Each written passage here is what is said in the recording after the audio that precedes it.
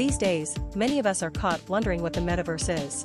This odd word, which seems to be taken from a dystopian sci-fi movie, is more and more repeated on social media and on the most prominent media outlets in recent days.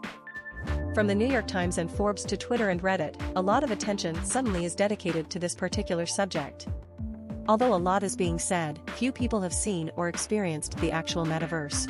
Who knows whether it is the future of the internet, a new kind of social media, a new type of video game, or just a new hype? It's a pressing matter to ask the question once and for all, what really is the metaverse? In this post, I'll finally put an end to your most pressing doubts on what is the metaverse. I'll also tell you everything you need to know if you want to become an expert on the most exciting thing since the advent of the internet itself. Really? What is the metaverse?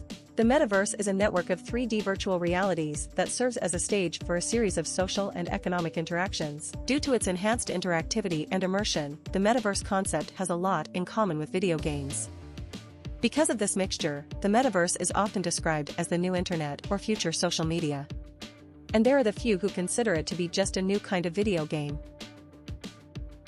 Well, metaverse means some universe beyond this one.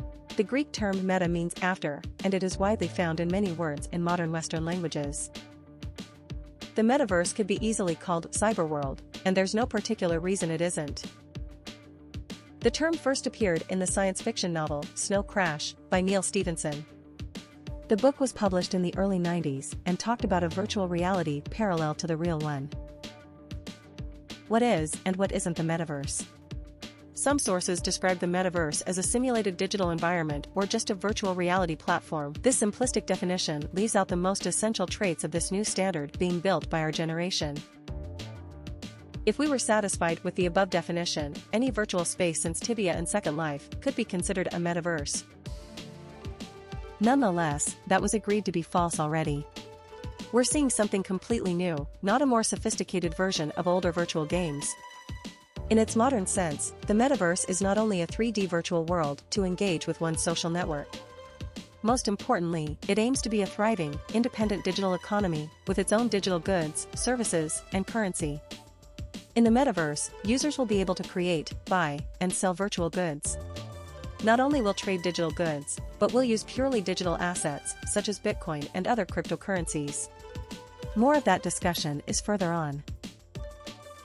Metaverse, a near future or a distant dream? Despite its popularity, this Eden for gamers, developers, and hyper-connected Gen Z doesn't exist yet. Yes, a lot of work is dedicated to developing experiences that will take part in the metaverse, but the metaverse itself doesn't exist yet. To summarize, the metaverse is something in construction. It still has a long way to go before achieving its most essential promise, being that futuristic network of virtual worlds where we can play, buy, sell, interact with friends and do much, much more. With that said, it's easier to understand that the metaverse doesn't refer to any kind of specific technology. It is instead a new take on how technology will shape our social interactions, economic reality, and entertainment habits in the next few years. Finally, to answer the concern of a few, yes, the metaverse is close. To give a notion of how near we are, we'll probably start to see people wearing VR headsets to meet friends and becoming millionaires for buying digital land in a couple of years. What makes the metaverse? We agreed that the metaverse represents a new relationship with technology rather than new technology per se. With that said, it does rely on a few innovations of the last decade. Immersive technology, VR and AR. VR stands for virtual reality and AR for augmented reality. Both represent cutting-edge technologies that offer a new level of immersion. While virtual reality stages a three-dimensional digital world, augmented reality merges physical and virtual elements in a single experience. For instance, playing games with a virtual reality headset like Oculus Quest is an example of VR. On another hand, scouting the landscape for Pokémon on Pokémon Go is AR territory. Well, the central aspect of the metaverse is its enhanced interactivity. The internet first started with text, think about sites like Wikipedia. Then, the public's attention migrated to pictures when social media became popular. As devices and internet speed evolved, videos became the user's preferred media format. Now, to ponder what can come next to that is simple as to add another layer of immersion and interactivity. After the age of video, entertainment is headed to the age of VR, AR, and the metaverse. Ownership of digital goods. One of the main traits driving attention and users to the metaverse is the possibility to really own the virtual goods. Nonetheless, it'd be valid to argue that back when I was 12 years old, and I played Tibia, people used to sell characters and rare in-game items for real dollars. According to that line of thought, there would be nothing new with buying and selling digital goods. However, those weren't never authentic digital goods, because the game host always had the ultimate control over them. The ownership of things is what makes them goods. An in-game item is just some code controlled by the game provider associated with your account. Changing passwords with the buyer doesn't mean the owner changed. The hosting provider always has the ultimate control of those items. The non-fungible tokens, aka NFTs, are a completely different case that came precisely to give gamers and users new possibilities and financial opportunities. To understand NFTs, we need to understand the underlying technology that makes it possible, the blockchain. The blockchain, Metaverse infrastructure. A blockchain is a shared ledger controlled by no part at all. Instead, it's decentralized and governed by all participants simultaneously. There's no central node controlling what it registers and how it registers it. For some, it's the ultimate, genuinely free network. The most outstanding achievement of the blockchain is its immunity to censorship and unilateral control. Being decentralized, the information stored there is safe from interference. That means only the owner can transact coins in a particular wallet. The first live public blockchain was Bitcoin, launched in 2009. The nodes that participate in generating each block, as we call each individual segment of information, are called miners because they earn rewards in Bitcoin, BTC, by doing so. Several blockchains exist nowadays, but the water divider moment came with Ethereum in 2015. It was the first programmable blockchain. It allows the ledger to store information beyond wallets and coins, new types of code called smart contracts. This opened the door for an incredible and dynamic market. For instance, decentralized finance, aka DeFi, which laid the ground for NFTs, GameFi, and a myriad of new real-world applications for blockchain technology. NFTs and cryptocurrencies. The first application of the blockchain was to create a 100% digital asset. It achieved so by creating a peer-to-peer, permissionless network of holders of those digital assets. They're called cryptocurrencies because they're secured with cryptography. Cryptocurrencies are based on tokens, which are the units of that asset. E.g., the Bitcoin network has a total of 21 million tokens of BTC, of which only approximately 19 million was already minted. The Ethereum network doesn't limit how many Ether tokens, or ETH, can be minted. With the advent of programmability and smart contracts, different token standards could be created.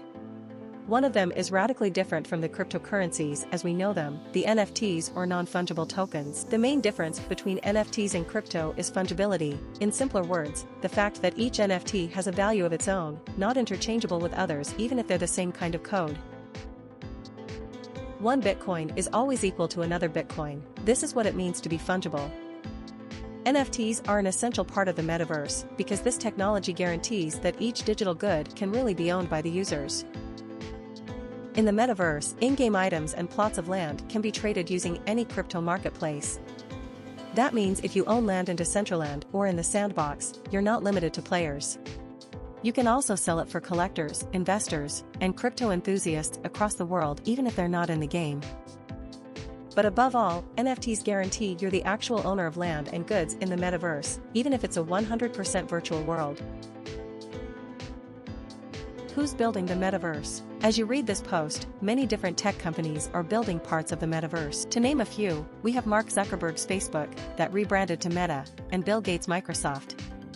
And it's just the tip of the iceberg. Roblox, Epic Games, the developer behind Fortnite, Nvidia, Niantic Unity, Decentraland, The Sandbox, Animoca Brands, and even Apple have some kind of involvement.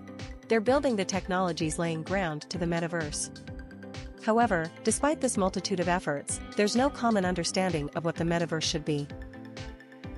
Each company bases its contribution on its own vision for the metaverse.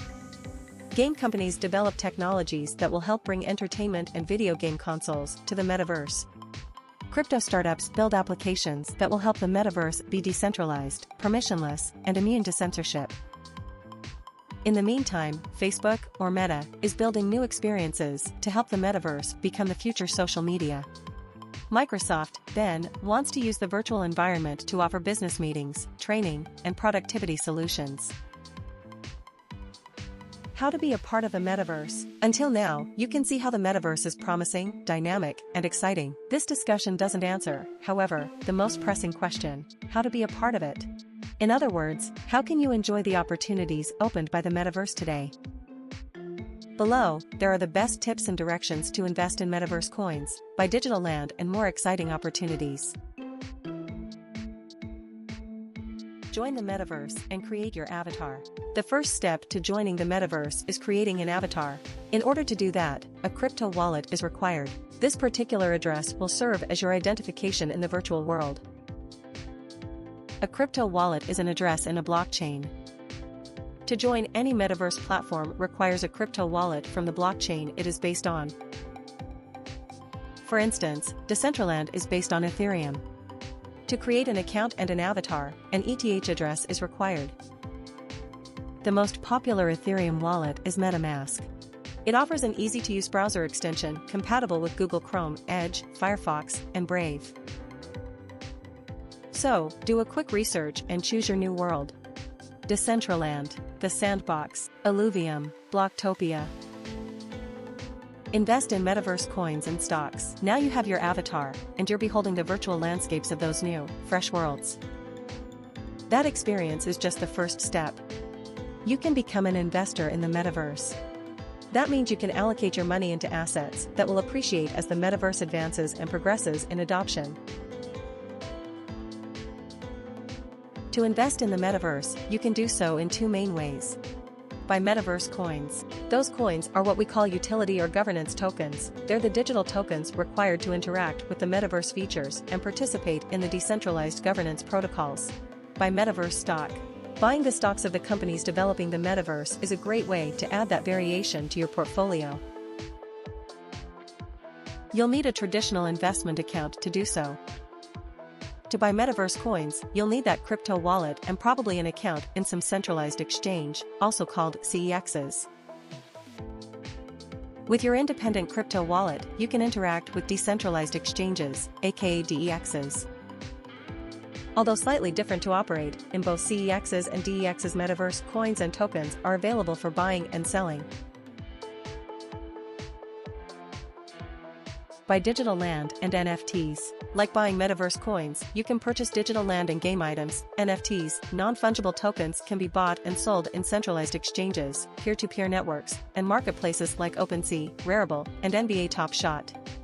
Beyond that, metaverse projects will likely have their own marketplace, such as Decentraland. In those platforms, it's possible to buy and sell NFTs integrating a crypto wallet. However, the most promising asset of the metaverse might be the virtual land. As is the case with the real estate market, land always appreciates. And you can earn passive revenue by lending, displaying advertising, hosting games, events, services, etc. It's just the beginning. This is just the beginning of the metaverse as far as we are now. In the next few years, we'll see that network of virtual realities becoming more and more part of our daily lives. And it's not just for social interaction and entertainment. A growing number of companies are buying digital land and launching digital collections of fashion collectibles. This will only become more common in the next future until it establishes itself as the mainstream. The metaverse will likely become a source of revenue for many people and companies, just like websites and social media are today. And I have good news for you: you have an advantage. You can start today. Now that you finally have the answer to what is the metaverse, what we'll do with that knowledge.